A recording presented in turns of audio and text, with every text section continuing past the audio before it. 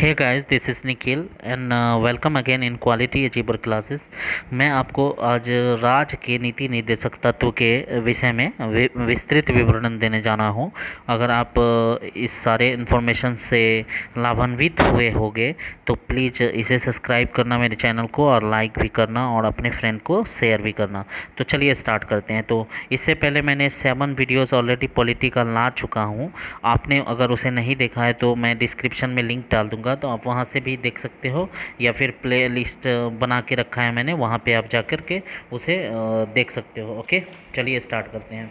तो विवरण इसे इसे जो है कहाँ से लिया गया है, कहाँ से अडॉप्ट किया गया है, तो भाग 4 से अडॉप्ट किया गया है। ठीक है, इसे जो है मतलब कि भाग 4 में है, और ये 36 से लेके 51 में इनरोल है, और इसे आयरलैंड से अडॉप्ट किया गया। ठीक है, तो इसका उद्देश्य क्या है? लोक कल्याणकारी राज्य की स्थापना करना, आर्थिक सामाजिक लोकतंत्र की स्थापना करना। ठीक है, और इसके जितने भी अनुच्छेद हैं का वर्गीकरण का आधार पर विचार किया गया है। किस विचार पे? तो गांधीवादी, समाजवादी और उदारवादी, ये सारी विचारों को ध्यान में रखते हुए इसके सारे मतलब तथ्यों को प्रदर्शित किया गया है। आलोचना क्या है इसमें? इसे न्यायालय में चुनौती नहीं दिया जा सकता है। ठीक है, और क्या है इसका आर्टिकल जो है 36 में, एक एक करके सारा आर्टिकल्स आपको बता रहा हूँ, जो कि कहीं ना कहीं आपके एग्जामिनेशन में डायरेक्ट वे में पूछ लिया जाता है, तो आपको ध्यान में रखना चाहिए। तो कौन से भाग में है? तो भाग 4 में है। कितने आर्टिकल्स हैं? तो 36 से लेकर 51 में है। तो याद रखिएगा, इसका जो है मतलब कि आर्टिकल 36 में राज्य की परिभाषा दी गई है, और अगला जो आर्टिकल है 37, न्यायालय में परिवर्तनीय नहीं, यानी कि जो भी बदलाव है वो न्यायालय में परिवर्तनीय नहीं होगा। और 38 जो आर्टिकल है, सामाजिक, आर्थिक एवं राजनीतिक न्याय की रक्षा को रखा गया है सामने। आर्टिकल 39 में जो है संसाधनों का उचित विवरण, समान कार्य समान वेतन, ये सारी बातें को रखा गया है। आर्टिकल 39A में मतलब कि समान अवसर के आधार पर न्याय किया जाए, समान अवसर के आधार पर न्याय किया जाए, यानी ये जो है कब जोड़ा गया है? तो ये जोड़ा गया है 42 में, संशोधन हुआ था 1976 में, उसी में जोड़ा गया है। अब आर्टिकल 40 की अगर बात की जाए, ये भी आई, आप नोट लगा दो, क्योंकि यहाँ डायरेक्ट क्वेश्चन आपको सारे एग्जामिनेशन में मिलेंगे कि ग्राम स्तर की पंचायत की स्थापना जो है कब किया गया है, किस आर्टिकल्स में था। तो ये जो है 40वें आर्टिकल्स में है, और 73वें संविधान संशोधन 1976 में अनिवार्य कर दिया गया है। उसके बाद आर्टिकल्स 41 की अगर बात करें, विशेष दिशा में काम पाने का अधिकार, और आर्टिकल 42 की अगर बात करें, कार्य न्याय संगत तथा वहाँ की दशा मानवीय होनी चाहिए, ये सारी बातों को रखा गया है सामने। और अगला जो बात अगर हम लोग करें तो 43 में निर्वाह मजदूरी यानी कुटीर उद्योग करने की स्वतंत्रता, और दूसरा 44 में समान नागरिक संहिता की स्थापना की गई है। ये सारी बातों की चर्चा यहाँ पे की गई है। अगर आर्टिकल 45 की बात करें तो 6 से कम उम्र के बच्चों के लिए शिक्षा, स्वास्थ्य एवं सुरक्षा की व्यवस्था की गई है। कब किया गया था? तो 86वें संविधान संशोधन 2002। आपको याद रखना चाहिए, एक ट्रिक है, अगर आपको शिक्षा से रिलेटेड कोई बात आए ना, तो 86 वहाँ जो संविधान संशोधन ही होगा। और ये कब हुआ था? 2002 में हुआ था। 6 से 14 वर्ष के वर्ग के आयु के बच्चों के लिए जो है निःशुल्क शिक्षा प्रदान किया जाएगा।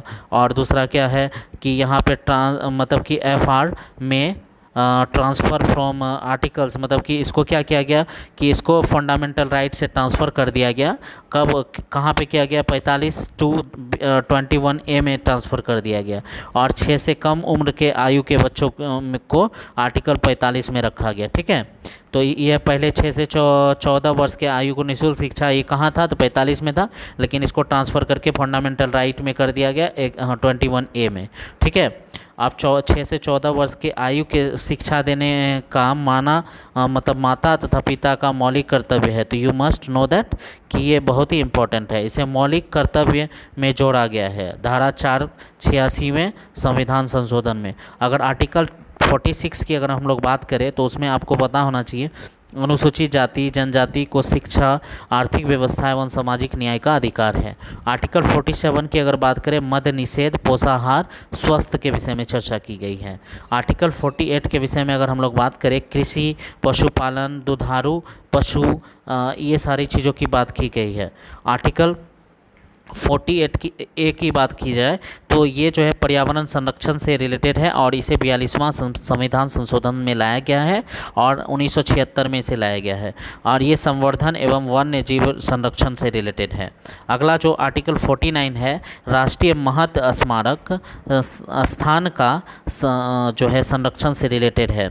और आर्टिकल 50 का अगर बात किया जाए, कार्यपालिका न्यायपालिका का पृथक्करण से रिलेटेड है।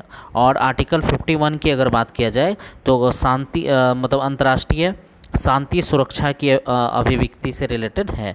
तो ये सारी बातों आई थिंक ये आपको समझ में आई होगी। ये जान लीजिए अभी आपका बीएसएससी का जो एग्ज़ाम होने वाला है सीजीएल, उसमें भी इम्पोर्टेंट है और जितने भी गवर्नमेंट एग्ज़ाम हो सारे के लिए इम्पोर्टेंट है। तो आप यहाँ से ज़रूर तैयारी करिए और अधिक से अधिक अपने दोस्तों को शेयर कीजिए। और अगला जो पॉइंट है, नीति निर्देशक तत्व को मतलब सरकार का कर्तव्य कहा जाता है। केशवानंद के विषय में आप जानते हो, मौलिक अधिकार से रिलेटेड है। नीति निर्देशक तत्व से उच्च है, यानी कि इन्होंने कहा था केशवानंद भारती 1973 में, मौलिक अधिकार जो है नीति निर्देशक तत्व से उच्च है और सरकार को मौलिक अधिकार का हनन नहीं करना चाहिए। 42वें संविधान संशोधन 1976 में नीति निर्देशक तत्व में कहा गया था कि सरकार ने नीति निर्देशक तत्व को श्रेष्ठ है, सरकार ने कहा था कि नीति निर्देशक तत्व जो है श्रेष्ठ है और इसके लिए फंडामेंटल राइट को दबाया जा सकता है।